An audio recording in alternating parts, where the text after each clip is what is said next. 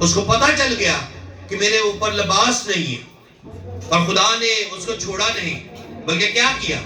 خدا نے اس کو ڈھونڈا۔ خدا نے کہا وہ کہاں ہے؟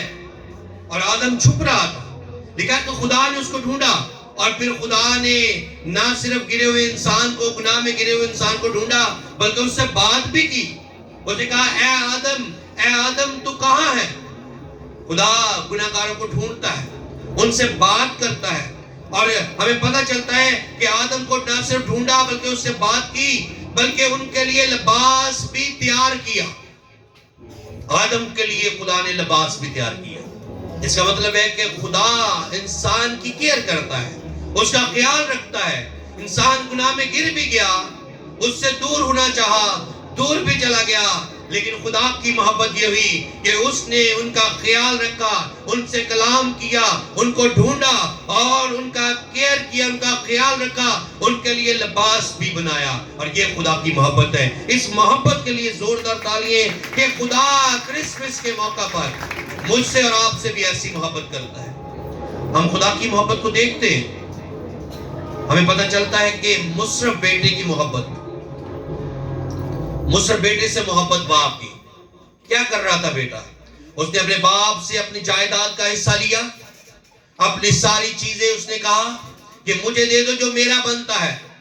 یاد رکھے باپ اپنا حصہ اس وقت دیتا ہے جب وہ اس جہان سے چلا جائے۔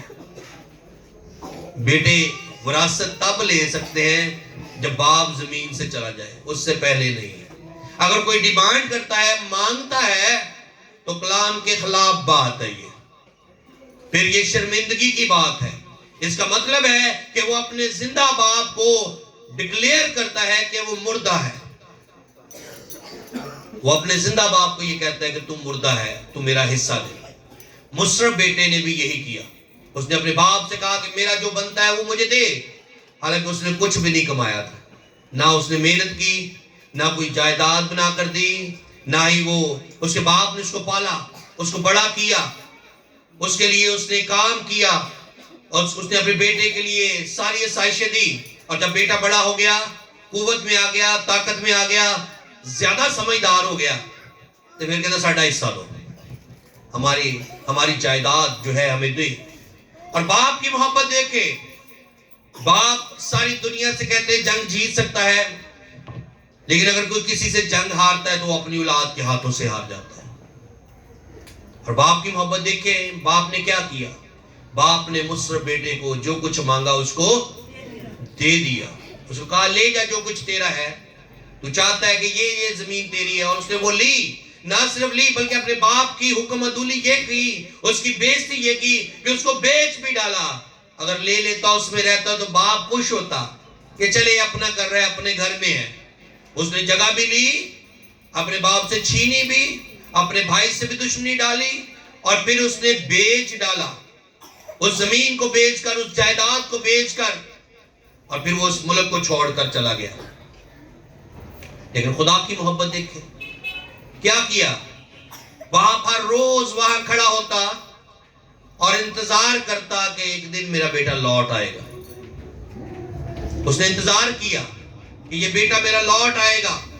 اس بیٹے نے اپنا سب کچھ خرچ کر دیا، اپنی مال و دولت کو خرچ کر دیا، ساری چیزیں اس نے خرچ کر دی، اور جب خرچ کر دی، بائبل کہتی ہے، کلام کہتا ہے کہ وہ بے لباس ہو گیا، اس کے پاس کچھ نہ رہا، کھانے پینے کے لیے بھی نہ رہا، اور نہ پھر اس کے پاس کوئی جاب رہی۔ اور پھر وہ کیا جاب ڈھونڈ رہا ہے؟ وہ کہتا ہے کہ مجھے سوروں کے درمیان وہاں ملی مجھے جاب، کہ سوروں کی رکھوالی کرنی ہے، وہاں ان کے پاس رہنا ہے، ان کو چرانا ہے۔ اور کھانا کیا ملا؟ جو سور کھاتے ہیں وہی کھانا کھانا پڑا۔ پھر اس نے ایک روز تنگ آ کر، تھکا ہارا، آسمان کی طرف نگاہ کی اور کہتا ہے کہ میں تو گناہگار ہوں، خدا تیرا بھی اور اپنے باپ کا بھی۔ اس نے یاد کیا یہاں سے اچھی خوراک تو میرے باپ کے ہاں سے ملتی ہے، وہ زندہ خدا کے ہاں سے مجھے اچھی خوراک ملتی ہے، میں واپس جاؤں گا اور میرا باپ شاید مجھے نوکر ہی رکھ لے۔ یہ دل میں کہہ رہا ہے۔ کیا کیا اس نے؟ اس نے اپنے باپ کی محبت کو جانا. آج اگر ہم کھو چکے ہیں, اگر ہم دکھ میں ہیں, مصیبت میں ہیں, تو ہمارے پاس ایک موقع ہے کہ مصرف بیٹے کی طرح توبہ کر لیں, واپس لوٹ آئے. اس کا انجام کیا ہوا کہ مصرف بیٹا جب واپس آیا تو باپ پھر وہیں پر کھڑا تھا. وہ انتظار کر رہا تھا کہ ایک دن یہ لوٹ کر آئے گا, اور جیسے ہی وہ ابلیس کی سلطنت کو چھوڑ کر خدا کی سلطنت میں, خدا کے گھرانے پر آ رہا تھا, خدا اس کی طرف بڑھا اور اپنی باہیں پھیلا کر اپنے بیٹے کو اس نے گلے لگایا, اس کو چوما, اس نے اپنی پوشاک اتاری, اس کو دے دی, اس نے اپنی انگوٹھی اتاری اور اپنے بیٹے کو دے دی. اس نے کہا کہ جاؤ گھر میں محفل تیار کرو کہ میرا بیٹا مردہ تھا, آج زندہ ہو گیا. کرسمس کا پیغام یہ ہے کہ وہ مردوں کو زندہ کرتا ہے. مسیح کا پیغام یہ ہے. یہ خدا کی محبت ہے جو خدا اپنے لوگوں سے کرتا ہے. خدا کی محبت یہ ہے کہ قوم بنی اسرائیل نے حکم عدولی کی, بت پرستی کی, نافرمانی کی, اور بیابان کے اندر انہوں نے بت بنا لیا. خدا ان کو معجزات کے ذریعے, قدرت کے ساتھ, زمین و آسمان میں ایسے نشانات آج تک نہیں ہوئے جو قوم بنی اسرائیل کے لیے خدا نے کیے. ان کے لیے پورے سمندر کو اس نے 2 حصوں میں بانٹ دیا, اور جب انہوں نے دیکھا کہ ہم خشک سمندر سے نکل کر آئے, ہمارے ارد گرد دیواریں بن گئی پانی کی, اور یہ سب کچھ بھول کر پھر انہوں نے بچڑے بنا لی, پھر پرستش کرنا شروع کر دی, اور بیابان میں کہہ رہے ہیں کہ یہاں ہمیں تو کچھ کھانے کو ملتا نہیں, نہ پیاز ہے نہ سبزی ہے. وہ تو وہی زمین اچھی تھی, مصر کی زمین ہی اچھی تھی. لیکن خدا پھر ان سے محبت کرتا ہے. کیا کرتا ہے؟ بیابان کے اندر ان کے لیے آسمانی خوراک دیتا ہے, ان کے لیے من برساتا ہے, اور خدا گناہگاروں سے محبت کرتا ہے کہ گناہگار نہ رہے. ان کو پھر اس نے مہیا کیا اور آسمان سے خوراک مہیا کیا. یہ خدا کی محبت ہے. بائبل کہتی ہے کہ خدا نے انسان سے محبت کی. کرسمس ہمیں یاد دلاتا ہے کرسمس سے کہ خدا تاریکی کو دور کرتا ہے, وہ روشنی لے کر آتا ہے, وہ زندگیوں کو بحال کرتا ہے. دوسرا نقطہ ہم دیکھیں گے, بائبل مقدس میں لکھا ہے کہ وہ بادشاہ ہوگا, اس کی بادشاہی کی کوئی اخیر نہ ہوگی. کلام اقدس میں پہلا تموتھیوس پہلا باب اس کی 17 آیت میں لکھا ہے کہ وہ ازلی بادشاہ ہوگا. کون سا بادشاہ ہے؟ وہ ازلی بادشاہ ہے. مکاشفہ کتاب میں لکھا ہے کہ وہ خداوندوں کا خدا ہے اور بادشاہوں کا بادشاہ ہے. دنیا کے بادشاہ کیا کرتے ہیں؟ وہ ٹیکس لگاتے ہیں, وہ حکم دیتے ہیں, ایسے ہی نا, جزیہ, ٹیکس, اور کیا کرتے ہیں؟ مہنگائی کرتے ہیں, عوام سے پیسے لیتے ہیں, عوام سے. لیکن ہمارا بادشاہ عوام سے پیسے نہیں لیتا, بلکہ وہ خود خرچ کرتا ہے. وہ مچھلیوں اور روٹیوں کو لیتا ہے اور 5000 لوگوں میں تقسیم کر دیتا ہے. وہ دیتا ہے, وہ لیتا نہیں ہے. ہمارا بادشاہ دینے کے لیے آیا ہے. دنیا کے بادشاہ حکمرانی کرتے ہیں زور سے, اپنے پیچھے ایک آرمی بناتے ہیں, ایک فوج کا کمانڈر بناتے ہیں, اور پھر فوج بناتے ہیں, ان فوج کو استعمال کرتے ہیں اپنی حفاظت کے لیے. کبھی پرائم منسٹر کو کسی بڑے شخص کو آتے دیکھا ہے؟ اس کے پیچھے فوج, پولیس وینز, آرمی چیزیں ہوتی ہیں نا. اب تو نیا دور آ گیا ہے, ہم دیکھتے ہیں اس کے پیچھے جو ہے وہ 1122 کی گاڑی, فائر بریگیڈ, اور اس طرح کے انتظام کیے جاتے ہیں. اور ہمارے بادشاہ کے پاس ایسی کوئی فورس نہیں تھی, بلکہ اس کے ساتھ آسمانی لشکر اترا جو اس کی تمجید کرتے ہوئے دنیا میں آیا. اور ہمارا بادشاہ, اس نے خود اپنے آپ کو ہمبل کر دیا. اس کے کہنے سے قبریں کھل جاتی ہیں, وہ حکم دے تو سب کچھ ممکن ہو جاتا ہے, وہ کہے تو پھر لنگڑے چلتے ہیں, اندھے دیکھتے ہیں. ہمارا بادشاہ اپنے پیچھے فوج نہیں رکھتا, بلکہ جہاں وہ جاتا ہے لوگ اس کی پرستش کرنا شروع کر دیتے ہیں اور اسے سجدہ کرتے ہیں. ہمارا بادشاہ جب کشتی میں ہو تو وہ طوفانوں کو تھما دیتا ہے, وہ کسی کو کال نہیں کرتا, وہ 1122 کو کال نہیں کرتا, بلکہ وہ خود حکم دیتا ہے اور ہواؤں اور طوفانوں کو تھما دیتا ہے. ہمارا بادشاہ ایسا بادشاہ. یہ کرسمس کا پیغام ہمیں یاد دلاتا ہے کہ ہمارا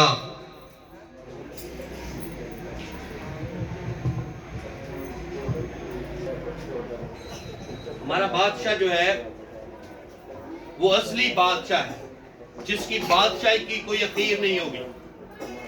ایک بہت بڑا عالم ہے، وہ کہتا ہے کہ مسیح کی بادشاہی جو ہے اس کی کوئی انتہا نہیں ہے۔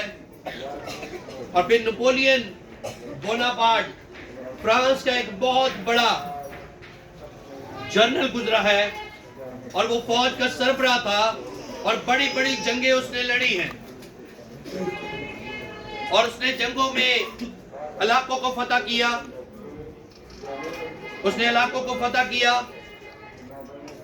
اور وہ کہتا ہے کہ میں نے اور روم کے بادشاہ نے، ہم نے جنگوں کے ذریعے لوگوں کو فتح کیا ہے، علاقوں کو فتح کیا ہے، لیکن ایک ایسا بادشاہ ہے جس نے کوئی جنگ نہیں لڑی، کوئی تلوار نہیں اٹھائی، اس نے دنیا کے لوگوں کے دلوں کو فتح کیا ہے، اور وہ یسوع مسیح ہے، جس کی بادشاہی ہمیشہ رہے گی۔ میری بادشاہی جاتی رہے گی، روم کی بادشاہی جاتی رہے گی، لیکن ایک بادشاہ ہے جس کی بادشاہی کبھی نہیں ختم ہوگی، اور وہ بادشاہی یسوع مسیح کی بادشاہی ہے، جو دلوں کو منور کرتا ہے، جو دلوں کو فتح کرتا ہے۔ آمین۔ کرسمس ہمیں یاد دلاتا ہے کہ خدا جو ہے وہ ابدی بادشاہ بن کر آیا ہے۔ بائبل مقدس میں کرسمس کا جو تہوار ہے، یہ دن جو ہے، دنیا کے لوگ کہتے ہیں اس میں ذکر نہیں ملتا، آپ کو 25 دسمبر کا پتہ نہیں ہے۔ ہمیں تو پتہ ہے، باقی دنیا کو نہیں پتہ، ہمیں ہی تو پتہ ہے۔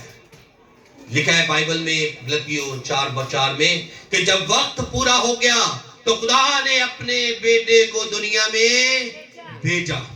وقت پورا ہو گیا۔ خدا کو وقتوں اور میعادوں کا پتہ ہے۔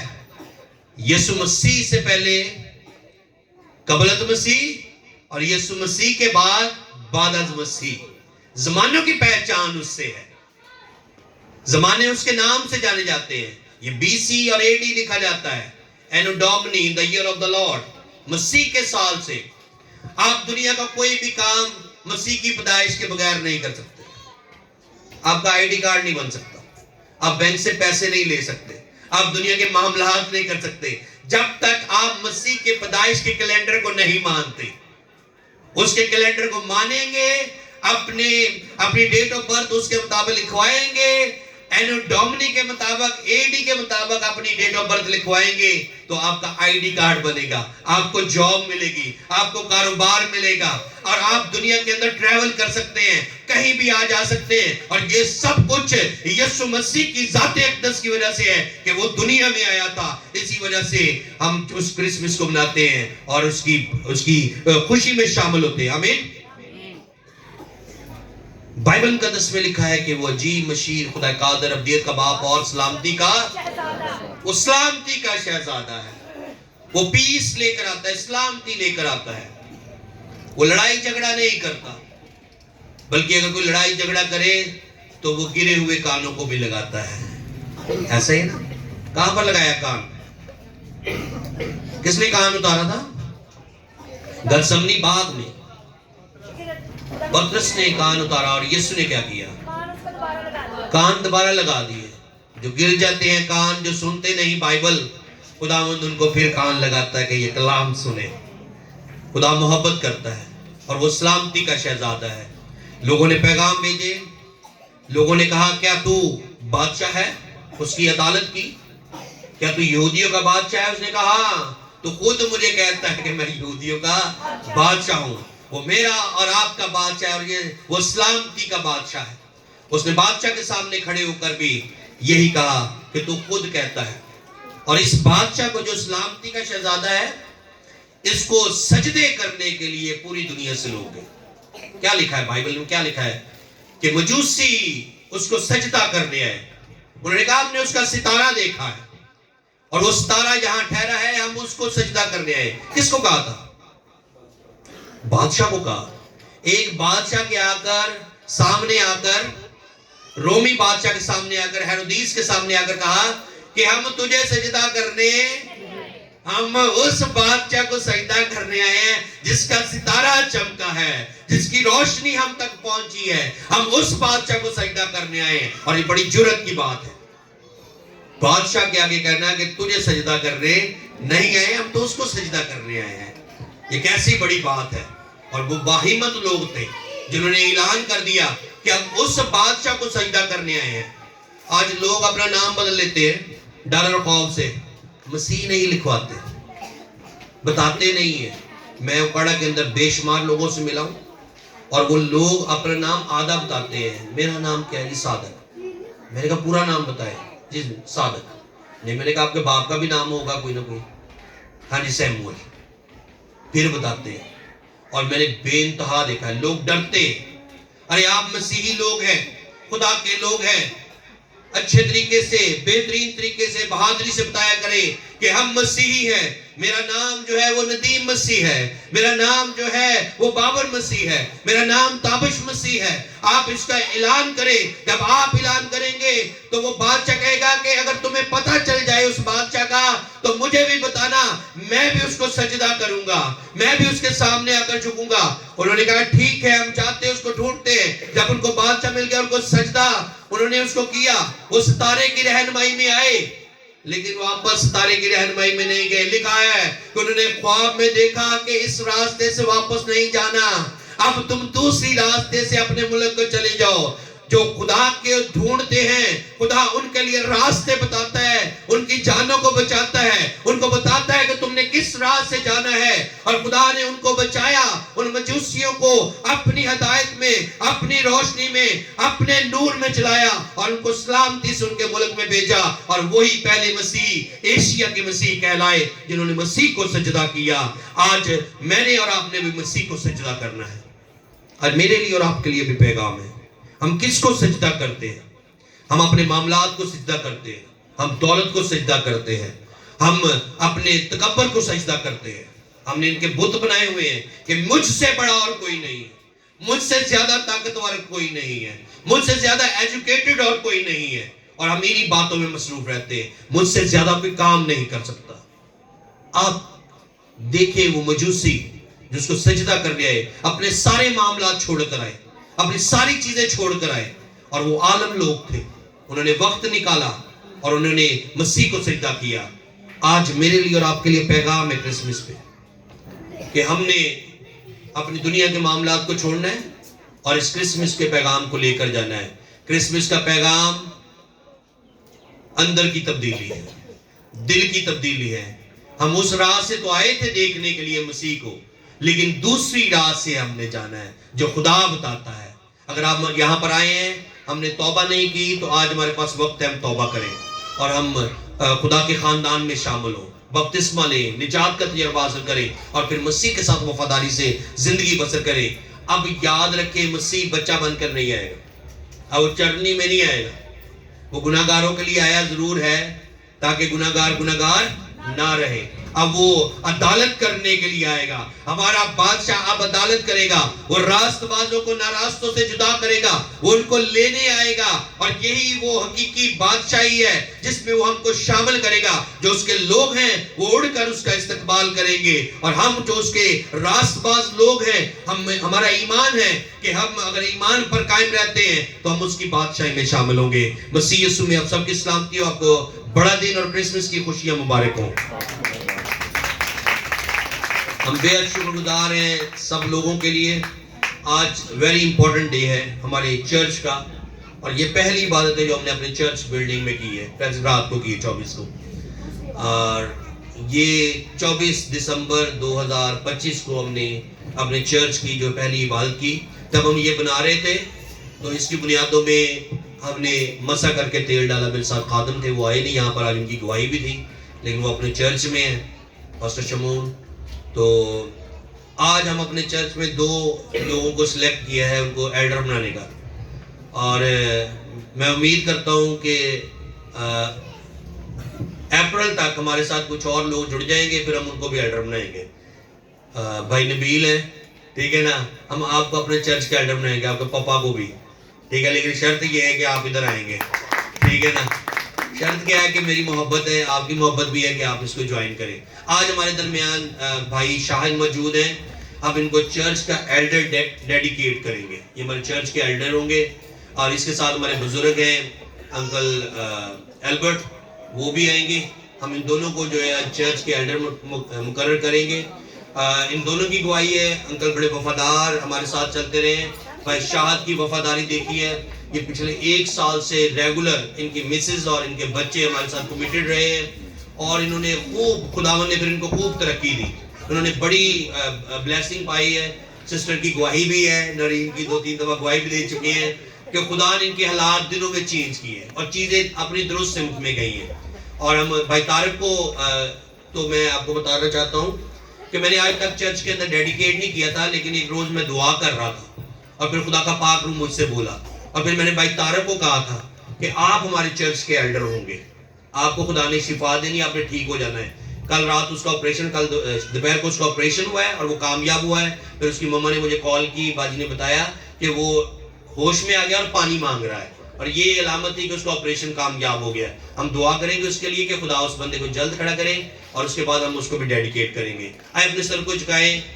میں بھائی شاہ کو کہوں گا کہ وہ یہاں اوپر آ جائیں. انکل ایلبرٹ کو بھی کہیں گے کہ وہ بھی اوپر آ جائے, تب اپنے دادا کو لے کر آئے. آپ سب لوگ دعا کے لیے ان کی طرف ہاتھ کریں, ٹھیک ہے. بائبل مقدس میں لکھا ہے کہ ان لوگوں کو چناؤ کرو جو ایک بیوی کے شوہر ہو. ان کا چناؤ کرو چرچ میں, ایک بیوی کے.